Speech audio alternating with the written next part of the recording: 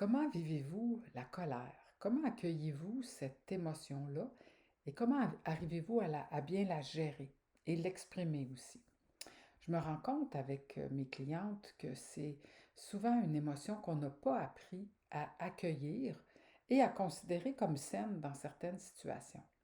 On a parfois été habitué, enfant, de ne pas exprimer sa colère, c'est possible, hein. De plus en plus, on fait quand même des efforts à ce niveau-là de laisser les enfants vivre leurs émotions et leur colère, mais ça n'a pas toujours été le cas pour tout le monde.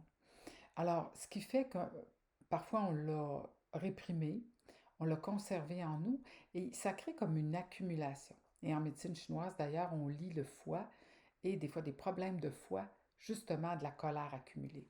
Et quand on l'accumule, ça devient un peu comme de la rage. Et si un événement qui arrive, là, tout d'un coup, c'est comme si ça ouvre un peu la soupape et la colère va sortir, mais comme une bombe parfois, et c'est complètement démesuré par rapport à la situation qui se produit. Pourquoi? Parce que c'est comme une accumulation, un trop-plein, et c'est comme si le bouchon du presto, là, avait eu un peu de jeu pour en laisser échapper. Mais c'est pas mesuré, c'est pas comment je dirais, en, en harmonie avec ce qui se passe vraiment. Et ce qui fait qu'on a encore plus peur de notre propre colère à ce moment-là, parce qu'on voit que ça peut sortir comme une bombe et qu'on n'a pas trop de contrôle. En fait, moi, ce que j'ai réalisé à un moment donné, c'est qu'il y avait besoin d'évacuer le trop-plein. Ça peut être en frappant le matelas, en lançant des oreillers, en écrivant, puis en brûlant le papier, en engueulant le pare-brise en auto, si on a un punching bag, c'est sûr qu'on peut s'en servir aussi. Peu importe, hein, la façon qu'on trouve de faire un exercice intense aussi. Quand on sent qu'il y a une montée de colère qui vient, ben peut-être que c'est le temps, sans se blesser ni blesser personne, bien sûr, de la laisser s'exprimer de manière sécuritaire.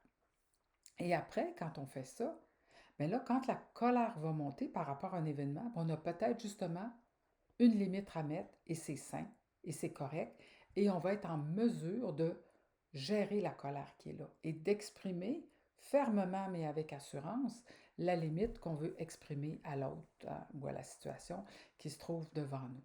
Et ça, c'est beaucoup plus confortable et plus sain. Moi, je l'ai fait, ce cheminement-là, et j'ai vraiment vu tous les bienfaits que ça occasionne. Puis d'être d'être en paix quand la colère se présente, ben, c'est parce qu'il y a quelque chose qui ne fait pas mon affaire. Et si je l'exprime avant d'atteindre une limite, eh bien, je vais être en mesure de l'exprimer d'une manière qui va être bien reçue par l'autre et avec laquelle je vais me sentir bien aussi.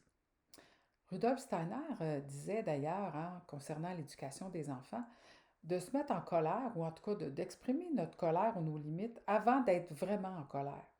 Donc, du coup, on est plus en maîtrise de l'émotion qui est là, mais c'est comme si on va se connecter à notre solidité et à la limite qu'on veut mettre, qu'on considère comme saine, et on va l'exprimer d'une façon qui va être ferme, mais respectueuse aussi.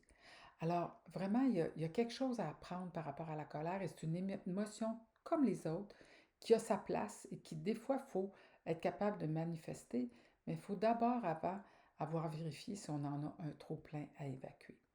Alors que ce soit en herboristerie ou en coaching, ça m'arrive régulièrement de parler de la gestion de la colère parce que il arrive que le foie soit en difficulté, puis une des raisons, ben, c'est de la colère accumulée. Alors, j'espère que ça a pu vous éclairer. Si vous voulez en savoir plus, vous pouvez communiquer avec moi via mon courriel, mon téléphone ou Facebook si ça vous intéresse et on pourra en discuter davantage.